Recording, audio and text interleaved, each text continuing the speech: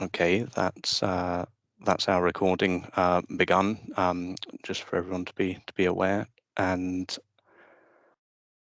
I will now start the presentation for us. So, firstly, welcome to everyone, and thank you for taking the time to be here tonight. The purpose of this evening's information session is to provide an introduction to the topic of local place plans within the planning system, with the intention to raise initial awareness amongst community representatives and give a brief overview of some key features of the process, including resources available, indicative timescales, and next steps.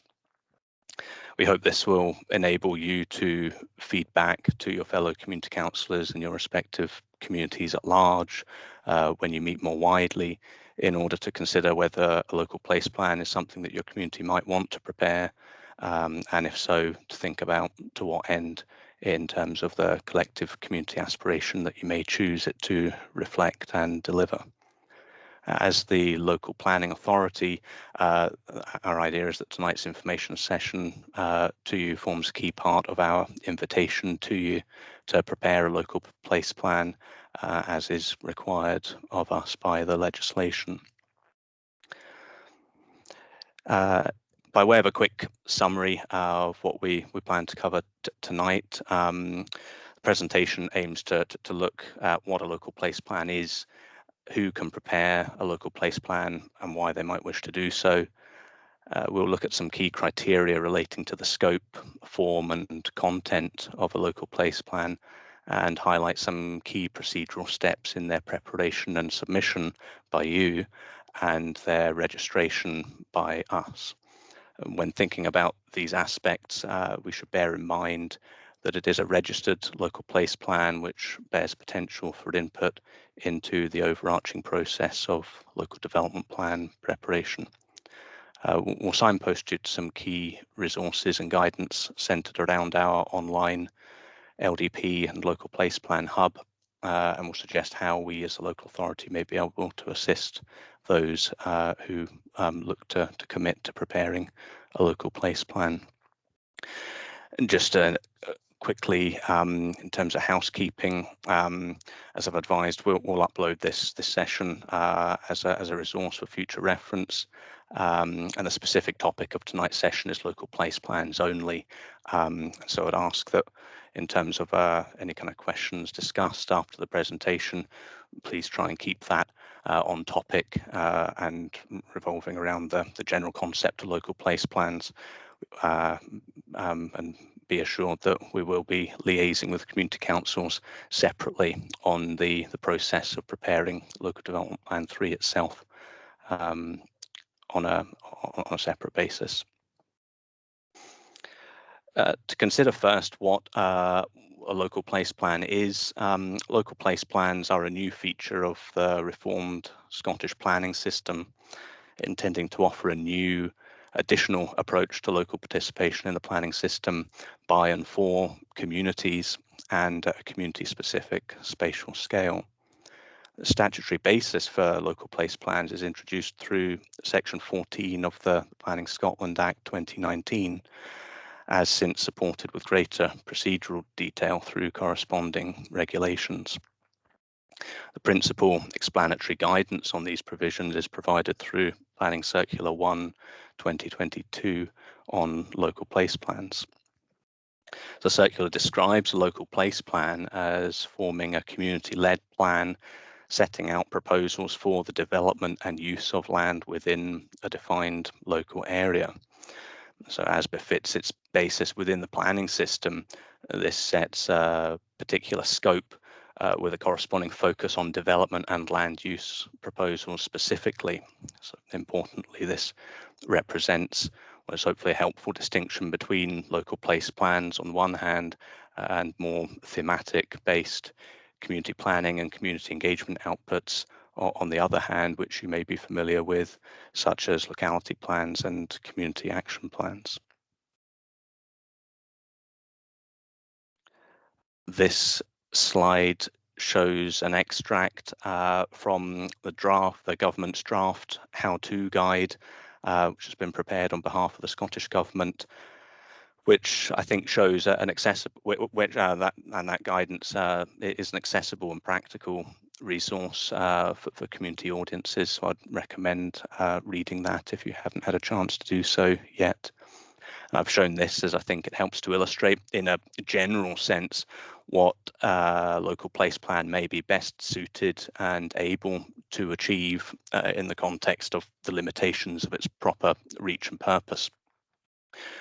So we can see from some of the headers under these columns here that the local place plan's potential is focused around the articulation of a community's place-based aspirations and objectives, and in so doing, fostering collaborative working and hopefully harnessing collective community capacity and will in a common direction so as to champion particular community projects and propose an intended delivery pathway for these. This may include by way of setting a marker as to the community's viewpoint as to how future planning policy might be felt to support the objectives or the projects of interest. By contrast, the table implies that a local place plan is not a vehicle for exercising a veto over ongoing development management matters, such as live planning applications, nor should it be commandeered to pursue individual or narrowly held interests under the guise of broader community interest. In terms of who and why, local place plans are not to be prepared or led by the local planning authority ourselves. They may only be prepared by a community body, either a community council or a body within the definition of the Act as quoted on screen. And to this extent, the community have a degree of autonomy over, but also singular responsibility for their arrangements in preparing a local place plan as subject to satisfying the requirements of the regulations mentioned earlier. So why might a community choose to prepare a local place plan? Well, as implied within the preceding slide, local place plans can empower communities to establish and present a place-based collective aspiration for the future development of their area. In turn, this can bring a community lens to bear in the course of shaping future planning policy. Essentially, the way it would do this is by way of registered local place plans being taken into account in the preparation of the next LDP, and the legislation requires us to do that. So this new opportunity for communities sits in complement to the established engagement opportunities within the wider LDP process overall. A local place plan's preparation is expected to be community-centric throughout and stem understandably from leading an open and inclusive engagement with your community throughout that preparation phase. In the first instance, you'll wish to give consideration to general community opinion as to whether a local place plan is right for the community. Firstly, in terms of whether its scope and purpose is best suited to known and or potential community aspirations, and then also with specific regard to your appraisal of community resource capacity, for example, skills and time that people can commit, an estimate of the production costs involved, and whether the available budgetary levers and funding opportunities that you can avail of can accommodate this.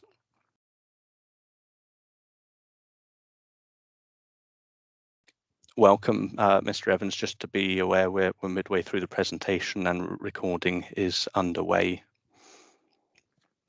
I will continue. What we would ask is that submitting your expression of interest to us online, as we've provided for, will be a key trigger for initiating a direct dialogue with us as to your local place plan process and providing further advice specifically to you in that regard.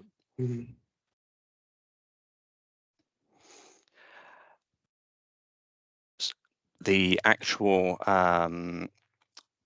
local place plan area extent is to be determined by you as the community body, but it must be precisely defined within the local place plan. It may align with existing community boundaries, or it may focus to a particular area set within these. Through your community engagement activities, you're expected to reach a consensus on the development-focused vision that you wish your local place plan to articulate. In doing so, and in the course of developing your proposals, the regulations require that you must have regard to certain key plans. That is the National Planning Framework 4, South Ayrshire's Local Development Plan 2, as collectively comprise the development plan, and also any locality plans in place that are covering your local place plan area. Importantly, where your local place plan entails a consideration that the LDP should be amended, you must set out a clear reasoning for this. In terms of actual local place plan content, the core items of the mandatory content are relatively straightforward, and it's for you to structure and flesh these out according to your preference and capacity and the nature and the detail of your aspirations. In essence, within the local place plan, you must identify yourselves as the preparing community body. You must present a map of a clarity to precisely define the overall local place plan area and set out a statement of proposals as to the development or use of land within that area. Where this includes any place-based proposals, in each case you must integrate additional maps identifying the sites. A local place plan must be both submitted and registered in order for it to receive due regard during preparation of the LDP, as was mentioned earlier. Government LDP guidance expects local place plans to be registered before finalisation of our LDP evidence report. And this is essentially because this is the formative plan making stage which precedes the drafting of the proposed plan, as would then be too far developed to meaningfully or efficiently. Can I ask everyone to mute their microphones, please? Sorry, just find my place. Oh, there you go. Our present timescale forecasts the evidence report to be concluded in October 2024. However, timescales may be subject to change, and this will be reflected in each annual iteration of the development plan scheme published online. The technical target for local place plan registration is therefore October 2024. But in practical terms, we'll seek to be flexible and pragmatic in accommodating local place plans registered during the overall stage that precedes substantive work on the proposed plan. Essentially, the key rule of thumb will be that the quicker that a local place plan is prepared, the more likely it can qualify for due regard in preparing the proposed plan. And indeed, likewise, your community may still see merit in preparing a local place plan, even if it's obvious that it's going to significantly post-date this particular LDP. So as planning authority, we would like to maintain regular contact with you throughout your preparation phase in order to jointly establish whether your local place plan submission is likely to allow registration before we have commenced the proposed plan stage. Before you submit your completed local place plan to the planning authority, you need to double check your supporting material is in order and undertake some key steps as shown on screen.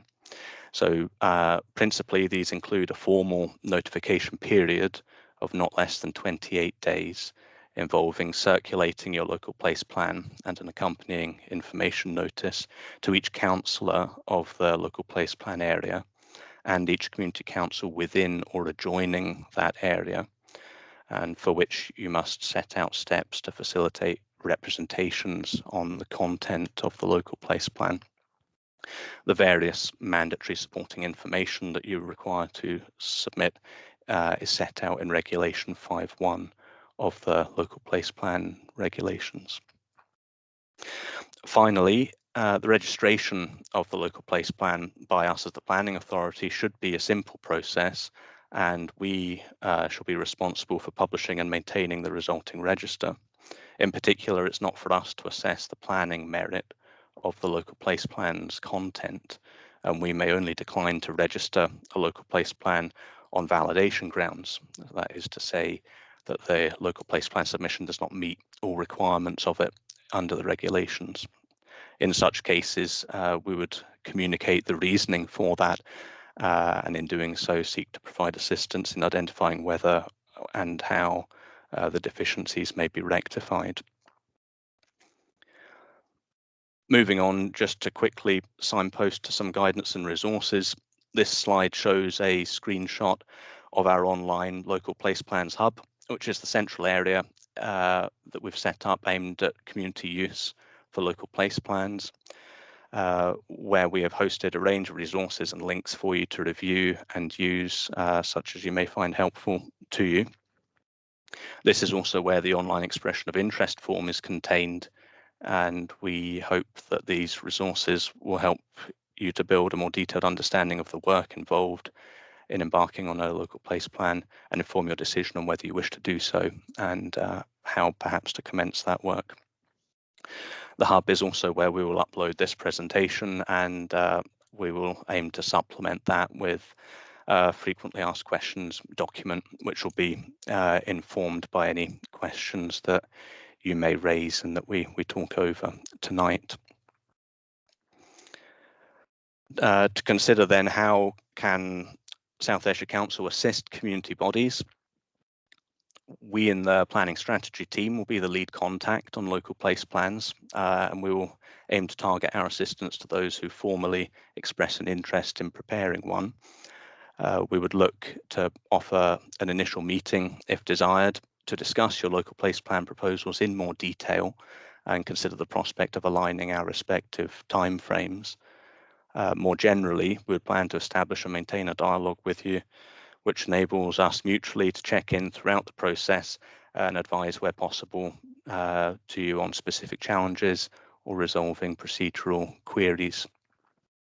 So whilst it's not our role to co-produce your local place plan, nor therefore prescribe or assess your proposals, we are keen to guide you towards successfully submitting your local place plan in a valid state so as to best allow its swift registration.